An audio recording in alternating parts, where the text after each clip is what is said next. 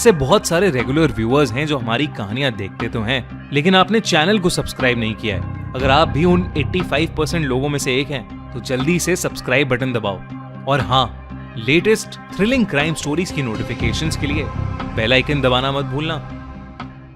Kolkata house of horrors 22 फरवरी 2017 की वो सुबह कोलकाता के एक अपार्टमेंट कॉम्प्लेक्स के लोगों के लिए बेहद ही डरावनी थी, क्योंकि उस दिन उनकी नींद पुलिस के सायरन्स की आवाज और ढेर सारे धुएं से खुली।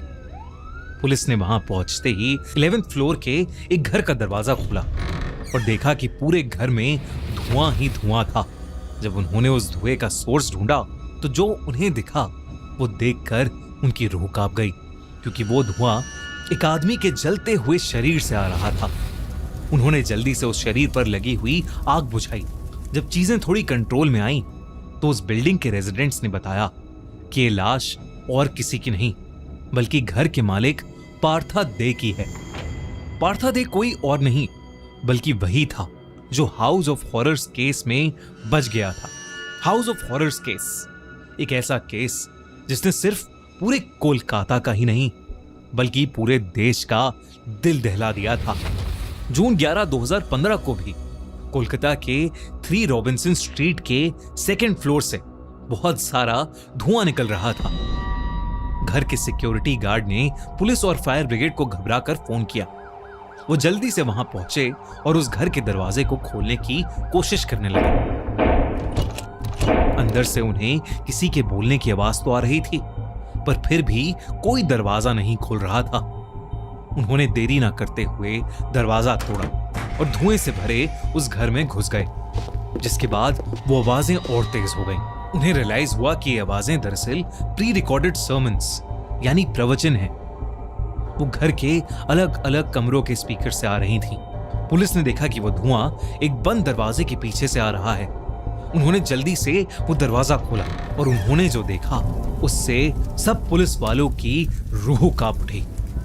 उन्हें बाथटब में एक बुरी तरह से जलती हुई इंसानी लाश मिली। फायर ब्रिगेड ने जल्दी से उस जलते हुए शरीर को बुझाया और पुलिस को उस शरीर के साइड में एक नोट मिला। पुलिस वाले उस नोट को पढ़ना चाहते थे, लेकिन घर में आ रही बदबू से उनका सांस लेना भी मुश्किल हो रहा था। वो बदबू पास ही के कमरे से आ रही थी, जिसमें सिर्फ अंधेरा था। उनमें से एक पुलिस ऑफिसर ने जल्दी से कमरे का पर्दा हटाया और उनका खून सूख गया, क्योंकि कमरे के बीचों बीच बिस्तर में एक ह्यूमन स्केलेटन, एक इंसानी कंकाल था, जिसने एक औरत के कपड़े पहने हुए थे। और वहीं बिस्तर के नीचे एक दूसरे के साथ में पड़े हुए 2 और जानवरों के स्केलेटन थे, जिनके साथ सड़े हुए खाने से भरा एक लंच बॉक्स भी था।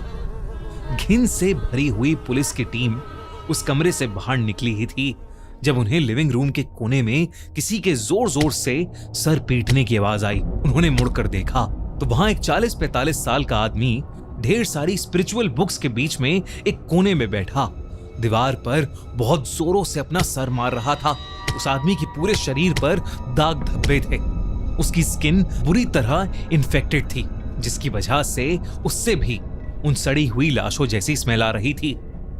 यह आदमी और कोई नहीं बल्कि पार्था दे था, और वो स्केलेटन उसकी बहन देवजनी और जलती हुई लाश उसके पिता और बिंदु की थी। पुलिस ने पार्था को अपनी कस्टडी में ले लिया, क्योंकि उसकी अपीयरेंस और बर्ताव देखकर उन्हें शक था कि अपनी बहन और पिता का मर्डर उसी ने किया है। पार्था पुलिस से बहुत डर गया था और पुलिस की इंटेरोगेशन में थोड़ा प्रेशर डालते ही टूट गया। उसके बाद जो पार्था ने पुलिस को बताया वो सुनकर सब चौंक उठे। पार्था ने बताया कि उसने अपनी बहन को नहीं मारा था, बल्कि देवजनी की मौत 6 महीने पहले ही हो चुकी थी। पार्था ने बताया कि उनके घर में एक स्पिरिट, एक आत्मा थी, और देवजनी ने उससे छुटकारा पाने और घर को शुद्ध करने के लिए एक फास्ट, एक व्रत रखा था, और उसी व्रत को रखते हुए देवजनी की मौत हो गई। इसके बाद पार्था और अजीब बातें करने लगा। उसने बताया कि वो अपनी बहन देवजनी से मोहब्बत करता था और उसके मरने के बाद भी वो उसकी सड़ती हुई लाश के साथ उसके बिस्तर में सोता था, और हर रात वो उसे उसकी फेवरेट चीजें लंच बॉक्स में खिलाता था, जिसे उसके मुताबिक देवजनी की आत्मा खुद खाने भी आती थी। उसने ये भी बताया कि वो दोनों कुत्तों के स्केलेटन उनके पेट डॉग्स के थे, जिनकी मौत देवजनी से भी पहले हो गई थी। इससे पहले कि पार्था को अरेस्ट किया जाता, कुछ डॉक्टर्स ने कोर्ट में अपील की कि पार्था की दिमागी हालत बहुत ज्यादा खराब है और उसको पावलोव मेंटल हॉस्पिटल में भेज दिया गया। पार्था के मेंटल हॉस्पिटल में भर्ती होने के बाद भी पुलिस अपनी इन्वेस्टिगेशन करती रही, जिसके दौरान उन्हें घर की दीवारों, पिलो कवर्स और कई सारी अलग अलग जगहों से कई सारे नोट्स मिले। इन सब नोट्स को पढ़ने के बाद पुलिस को रियलाइज हुआ कि पार्था की पूरी फैमिली एक दूसरे से सिर्फ उन नोट्स के थ्रू ही बात करती थी। यह पुलिस के लिए बहुत ही ज्यादा अजीब था, क्योंकि उन्होंने ऐसा होते हुए पहले कभी नहीं देखा था। पुलिस को ये नोट्स तो मिल गए थे, पर उन्हें अब कुछ भी समझ नहीं आ रहा था। पार्था के पिता अरबिंदो की मौत क्यों और कैसे हुई? देवजनी इतनी स्पिरिचुअल कैसे थी कि वो जब मर भी रही थी तब भी वो फास्टिंग कर रही थी? और पार्था क्यों अपनी बहन से इतना प्यार करता था कि वो उसके कंकाल के साथ सोता था? और क्यों वो तीनों एक दूसरे से नोट्स के जरिए ही बात करते थे? लेकिन कई दिनों की तलाशी के बाद पुलिस को 10 किताबें घर के कोने में छुपी हुई मिली, जिससे उस घर की पजल का आखिरी मिसिंग पीस भी मिल गया। वो 10 किताबें दरअसल पार्था की डायरीज थीं, जिसमें उसने अपनी जिंदगी की पूरी स्टोरी लिखी हुई थी। बचपन से ही पार्था और देवजनी बहुत ज्यादा क्लोज थे, लेकिन उनकी मां आरती बहुत ज्यादा कंट्रोलिंग थी और वो अपने बच्चों को ज्यादातर टाइम घर के अंदर ही लॉक्ड रखती थी। पार्था ने अपनी डायरी में यह भी लिखा कि आरती उसके और देवजनी के क्लोज रिश्ते से जेलस रहती थी और देवजनी को थोड़ी सी भी इंडिपेंडेंस दिखाने के लिए और पार्था को उसकी फेमिनिन पर्सनालिटी के लिए बहुत बुरे तरीके से पनिश करती थी। फिर 1988 में कुछ ऐसा हुआ जिसकी वजह से सब बदलना शुरू हो गया। उस साल पार्था के दादा की डेथ हो गई थी, पर पार्था के पिता अरबिंदो उनके फ्यूनरल में नहीं गए, क्योंकि वो अपने स्पिरिचुअल बिलीफ्स की वजह से फिजिकल डेथ में मानते ही नहीं थे। लेकिन अरबिंदो के भाई अरुण को अरबिंदो का फ्यूनरल पर ना आना बिल्कुल भी अच्छा नहीं लगा और दोनों भाइयों में लड़ाई हो गई। इसकी वजह से उनके फादर की प्रॉपर्टी की ओनरशिप एक डिस्प्यूट बन गई। उनका रिश्ता इतना कड़वा हो गया था कि जब अरबिंदो अपनी पूरी फैमिली के साथ वहां शिफ्ट हुआ तो उन दोनों ने स्पेशल सिक्योरिटी गार्ड्स रखे ताकि दोनों परिवारों में से कोई भी एक दूसरे के फ्लैट पर ना जा सके। उसके कुछ ही साल बाद अरबिंदो और आरती का डिवोर्स हो गया, जिसके बाद पार्था और देवजनी अलग अलग रहने लगे। इस बात ने पार्था को अंदर से तोड़ दिया, क्योंकि वो अपनी बहन जिससे वो बहुत ज्यादा मोहब्बत करता था वो उससे दूर हो गया था। लेकिन 2010 में उनकी मां आरती की मौत हुई तो चीजें और खराब हो गई। आरती की मौत के बाद देवजनी और पार्था दोनों ने अपनी नौकरी छोड़ दी और 3 रॉबिन्सन स्ट्रीट वाले घर में ही शिफ्ट हो गए। उनके पिता अरबिंदो एक अल्कोहलिक बन गए थे और देवजनी स्पिरिचुअलिटी में इतना ज्यादा रिलीफ ढूंढने लगी कि वो एक दिन में 12 अलग अलग गुरुओं की पूजा करती थी। 2014 में उनके 2 लैब्राडोर्स की डेथ हो गई, लेकिन देवजनी का यह मानना था कि वो अभी भी जिंदा हो सकते हैं, तो उसने तब तक फास्ट रखने का डिसाइड किया जब तक भगवान उसको कोई साइन नहीं देते।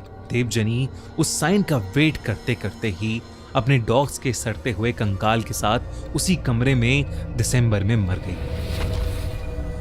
अरबिंदो को यह बात कई महीनों बाद पता लगी, क्योंकि पार्था उसके कंकाल का ख्याल रखता था और उसके साथ एक ही बिस्तर में सोता रहता था। पुलिस को समझ नहीं आ रहा था कि 3 रॉबिन्सन स्ट्रीट में जो कुछ भी हुआ उसका जिम्मेदार कौन था। कोई रिचुअल, कोई ब्लैक मैजिक या कोई आत्मा का खेल, या फिर सिर्फ उनके परिवार की मेंटल इलनेस। उधर मेंटल हॉस्पिटल जाकर कुछ ही महीनों में पार्था काफी बेहतर हो गया था, लेकिन सोसाइटी ने उसको तब भी पूरी तरह एक्सेप्ट नहीं किया। पार्था ने 3 रॉबिन्सन स्ट्रीट का अपना वो घर बेचकर एक दूसरी सोसाइटी के 11th फ्लोर पर अपना अपार्टमेंट ले लिया। इनफैक्ट पार्था मेंटली इल लोगों के लिए अवेयरनेस इवेंट्स ऑर्गेनाइज करने लगा था। लेकिन फिर अचानक 22 फरवरी 2017 की सुबह जब पुलिस पार्था के उस अपार्टमेंट में गई तो उन्हें उसकी लाश ठीक वैसे ही मिली जैसे 2 साल पहले हाउस ऑफ हॉरर्स में उसके पिता अरविंदो की लाश मिली थी। ये आज तक एक अनसॉल्व मिस्ट्री है कि पार्था और उसके पिता की डेथ हुई तो हुई कैसे। आपको क्या लगता है कि कोलकाता हाउस ऑफ हॉरर्स में एक्चुअली में क्या हो रहा था? हमें कमेंट्स में जरूर बताइए। और हाँ, अगर आपको ये कहानी अच्छी लगी तो हमारा चैनल द क्राइम शो अभी सब्सक्राइब कीजिए।